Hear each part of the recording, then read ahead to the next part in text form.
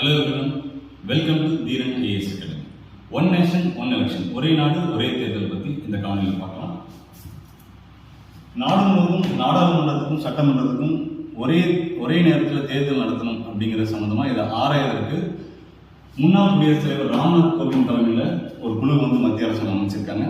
இந்த குழு இவர்களுடைய பரிந்துரையை திரௌபதி முர்மு குடியரசுத் தலைவர் அவரிடத்தை சமர்ப்பித்திருக்காங்க. ஸோ இந்த குழுவுடைய பரிந்துரைகள் என்னன்னு பார்க்கலாம்.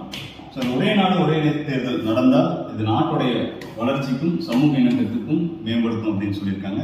ஸோ ஒரே மாதிரியான வாக்காளர் பட்டியலும் ஒரே மாதிரியான வாக்காளர் அடையாளத்தையும் தயாரிக்கணும்னு சொல்லிட்டு இந்திய தேர்தல் ஆணையத்துக்கு பரிந்துரை செஞ்சிருக்காங்க. அதே மாதிரி அரசியலமைப்பு சட்டத்தில் திருத்தம் கொண்டு வரணும் அப்படின்னு சொல்லியிருக்காங்க. ஸோ இந்த திருத்தம் கொண்டு வருவதற்கு மாநிலங்களுடைய அனுமதி தேவையில்லை அப்படின்னு சொல்லியிருக்காங்க. ஆனால் ஒரே நாடு ஒரே தேர்தல் திட்டத்திற்கு 50% மாநிலங்களுடைய சட்ட ஒப்புதல் அவசியம் அப்படின்னு சொல்லியிருக்காங்க. ஆனால்